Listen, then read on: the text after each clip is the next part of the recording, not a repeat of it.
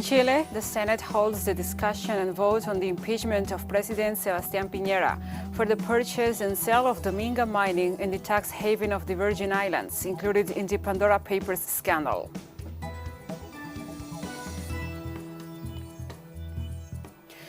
United States President Joe Biden and his Chinese counterpart Xi Jinping held virtual talks amid mounting tensions between Washington and Beijing. Two explosions hit Uganda's capital Kampala on Tuesday, injuring a number of people in what police called an attack on the city, the latest in a string of blasts in the country.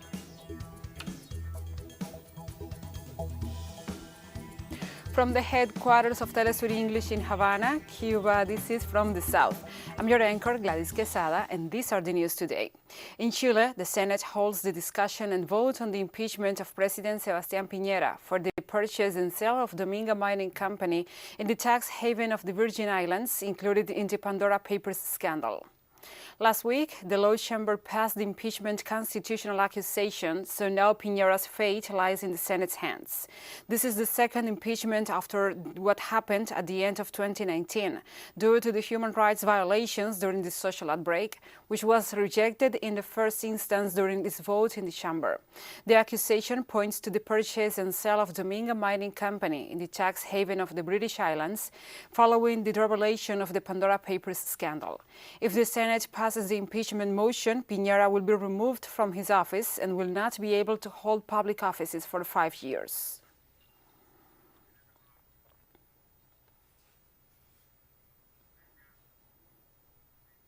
And less than a week before the general elections in Chile, 6 out of the 7 presidential candidates face off in a final televised debate on Monday.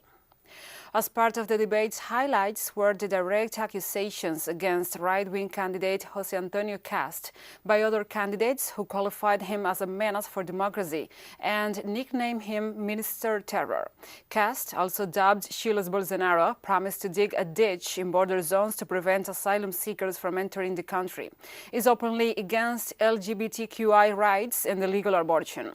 On the other hand, Gabriel Boric, who at 35 years old is the youngest candidate to compete for the Chilean presidency, called for the unity of the left-wing forces in the face of the advance of the ultra-right.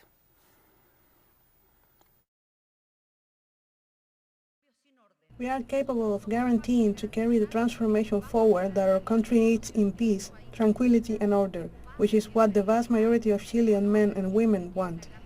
We show that we are a candidacy that takes charge of the changes and demands that the people of Chile have been demanding, and that we are capable of carrying them forward with governability, with gradualness, and with great conviction.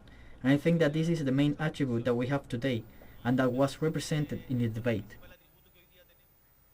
And now, some news from Bolivia. After a long and extended session sabotaged by legislators from some sectors of the opposition, the project to reverse Law 1386 concerning money laundering was finally approved. Over 7 hours of debate were needed to repeal the law. Promoters of violence contributed to the creation of an environment of tension, where several people resulted injured and a fatality was reported. In the explanatory memorandum, the pro-government parliamentarians pointed out the environment generated intentionally in order to misinform various sectors of the population. For legislators of the mass coalition, the intention was evident, since after promoting the elimination of the law, they refused to vote for its abrogation, whose sole purpose was to control money laundering.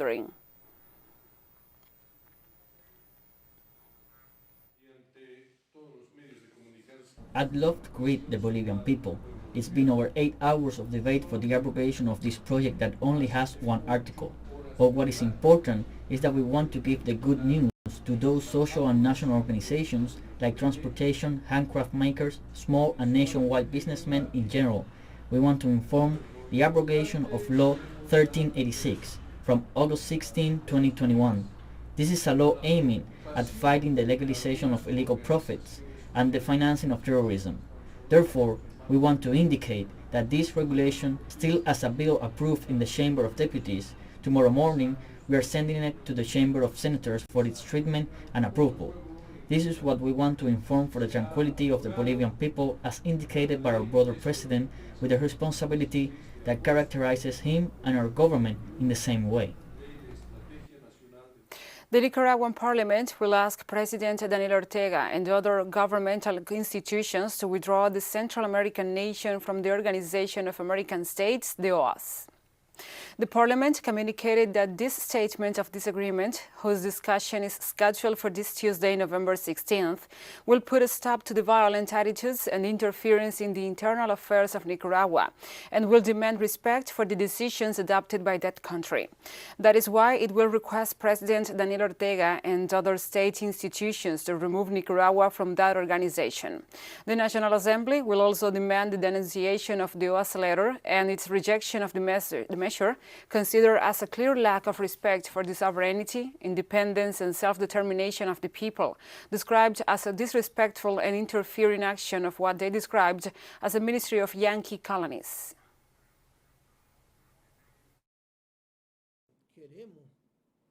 We want to reach a consensus to urge the Nicaraguan head of state, chief, president of the republic, and head of the armed forces to urge him to denounce the OAS letter. So that is the objective that we have for the discussion. Our declaration of rejection to the interfering attitude, our call to other powers of the state to manifest their rejection, and the path of the struggle for self-determination, independence, and sovereignty of our country. And we urge the Nicaraguan head of state to denounce the OAS letter, the corresponding denunciation of this attitude. The United Nations Development Programme, with support from the European Union, activated the Gender and Conflict Early Warning System ahead of the November 28th elections in Honduras. Joined by the European Union Ambassador to Honduras, Jaime Segura, and the UNDP Electoral Advisor in Tegucigalpa, Iván Esquiva, highlighted the importance of this early warning mechanism to oversee and minimize conflicts and violence in the upcoming elections. The system warns of this type of events, which will allow Honduran authorities to adopt the proper measures for an effective response. This mechanism has a 24-hour monitoring system that will run 15 days before the elections and will be in place until December 15th. Hondurans will elect a president, 3 vice presidents, 298 mayors, 128 deputies to the local parliament, and 20 to the Central American Parliament.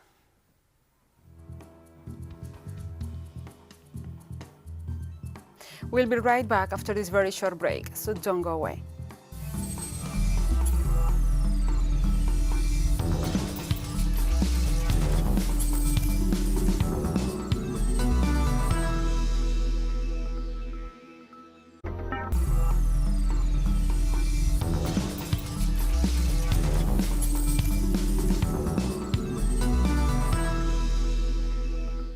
Welcome back to From the South.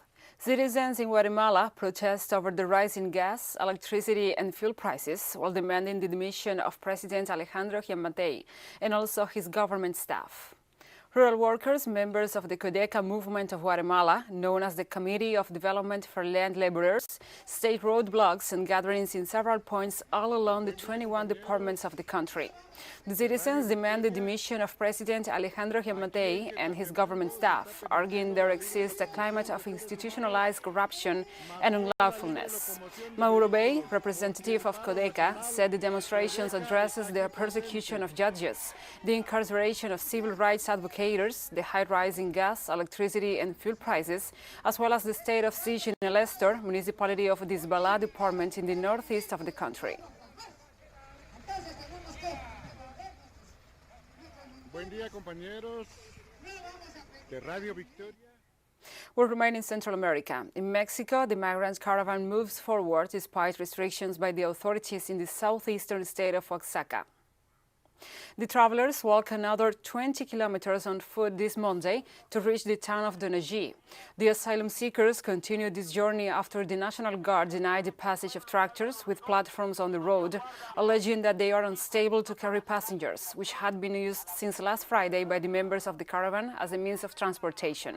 This Monday, the group was visibly diminished due to fatigue and the fact that some of its members have accepted the offers of the authorities to receive humanitarian and permanent resident visitors cards.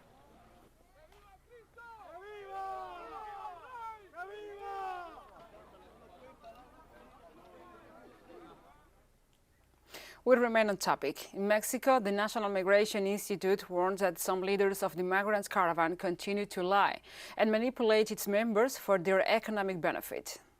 The agency insisted that the leaders of the Caravan for Freedom, Justice and Peace, which left Central America and seeks to reach the United States, have generated animosity against the personnel of various Mexican government agencies. The institute also regrets that the migrants who belong to this march are victims of particular interests that have nothing to do with the protection of human rights, and affirmed that they have been the object of aggressions by the members of the caravan. They also informed that up to now, 1,479 people belonging to these groups have left the caravan and received visitor cards for humanitarian reasons, and also permanent resident cards in 15 Mexican states.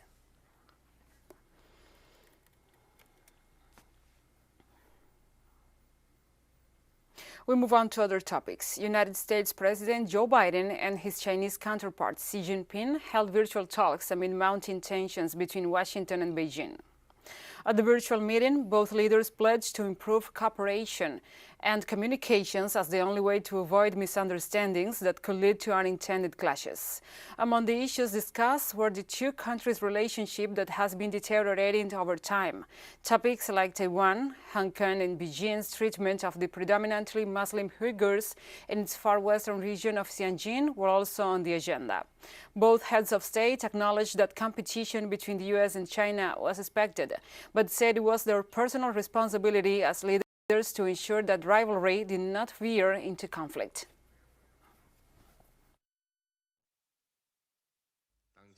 Both China and the United States are at a critical stage of development. Humanity is a global village, and we face multiple challenges.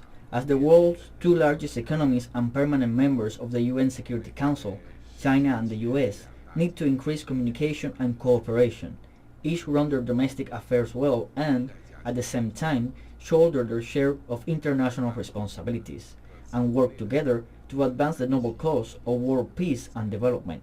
This is a shared desire of the people of the two countries and people around the world, and also a joint mission of Chinese and US leaders.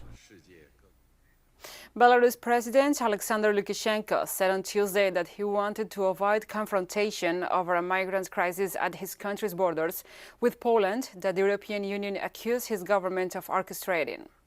His comments came after the EU and the United States vowed to expand sanctions on Belarus this week, with thousands of people, mostly from the Middle East, camped at the Polish border in freezing temperatures for over a week. During a phone call with Germany Chancellor Angela Merkel, the Belarusian head of state agreed that the most urgent thing now is to protect the country and also its people and not to allow the clashes. He also mentioned the United Arab Emirates will help to resolve the crisis. The executive harshly criticized his western neighbor Poland, which has installed a barbed wire along the brought thousands of troops to its border with Belarus.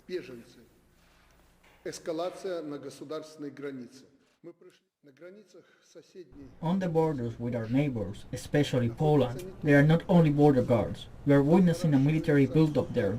Up to 20,000 personnel with aircraft and armored vehicles are accumulating over there. All of this is being done under the guise of protecting the EU from the invasion of refugees that have been bombed and plundered by the Western coalition led by the United States. We are not gathering refugees all over the world and bringing them to Belarus, as Poland told the EU. Polish forces fired tear gas at people trying to cross the border from Belarus on Tuesday. The Defense Ministry said people attacked officers with rocks and were trying to destroy the fence and cross into the country. The situation escalated after a standoff near the Brusy-Kuzinka border crossing on the European Union's eastern frontier began last week, when hundreds of people gathered there. Border authorities estimated up to 4,000 asylum seekers are now camped out along the border between Poland and Belarus in increasingly dire conditions and freezing temperatures. At least 11 people have died on both sides since the influx started in the summer.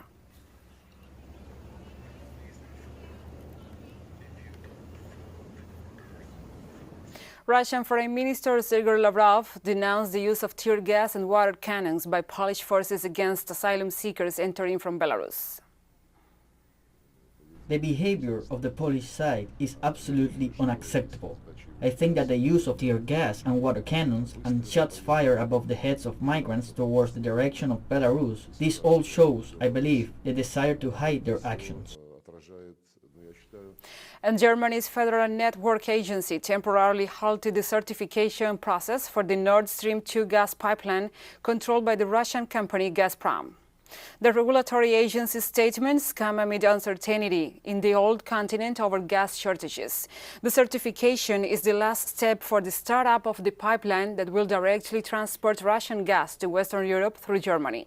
In this context, the reaction of the markets did not take long, and the price of natural gas has increased by more than 90%, returning to over 89 euros. The German agency has 4 months to give its green light to the project, whilst construction work has been completed. On the Russian side, the filling process has already begun.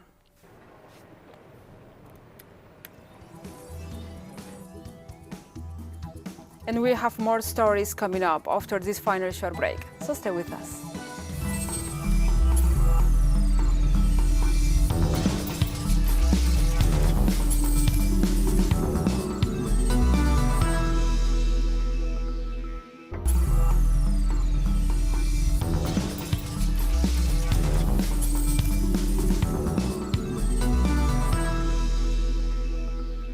Welcome back. 2 explosions hit Uganda's capital Kampala on Tuesday, injuring a number of people in what police called an attack on the city, the latest in a string of blasts in the country. The police reported that the explosions occurred in the central business district of Kampala, near the central police station and the entrance to the parliament. The police spokesperson, Fred Enanga, said 6 people were confirmed dead at the scene, including 2 police officers, and also said that 8 people were known to have sustained injuries. The health ministry, on the other hand, confirmed that Kampala's hospital has treated 24 people, 4 in critical condition. The twin attack came after 2 blasts last month, a bus explosion near the capital that wounded many people, and a bombing at a roadside restaurant that killed 1 woman.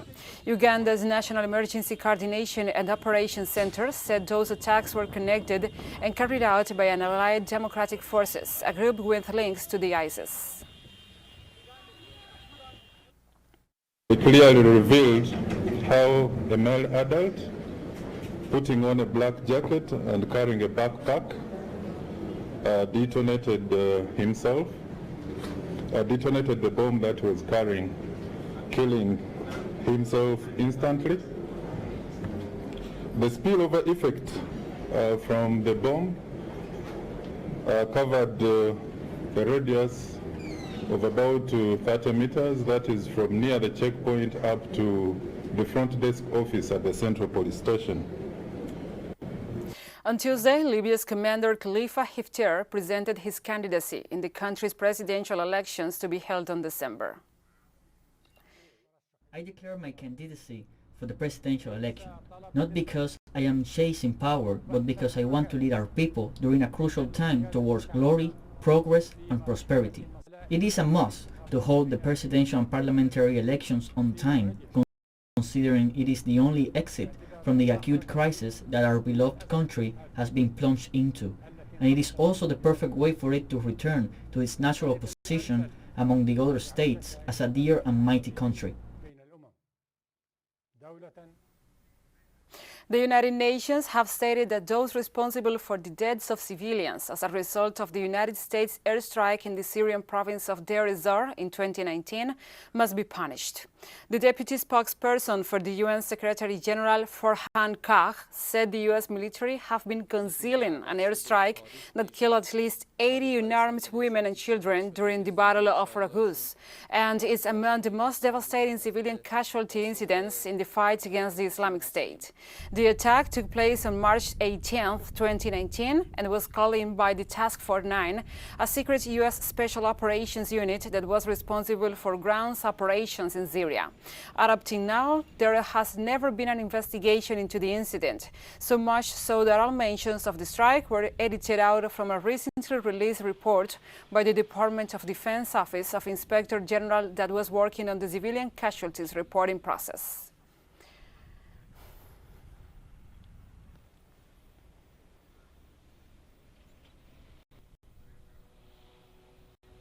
In Syria, the government inaugurated the Scientific Health Day in Damascus, where at least 100 conferences will be held. The Ministry of Health is leading the day, which will be held in 8 hospitals and health centers in the Arab nation until Thursday. The Minister of Health, Hassan Al-Gubash, announced at the opening of the event at the National Library that the ministry will launch a nationwide campaign for early detection of breast, cervical and prostate cancer. He also called on doctors to help curb the phenomenon of indiscriminate use of antibiotics, which has increased globally with the spread of the COVID-19 pandemic, and to encourage citizens to receive the vaccine against the new coronavirus.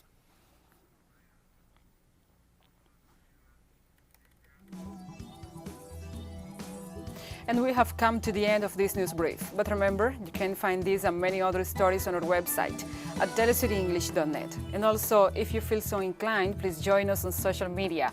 We are on Facebook, Twitter, Instagram, and Telegram. For TeleSUR English, I'm your host, Gladys Quesada. Thank you for watching.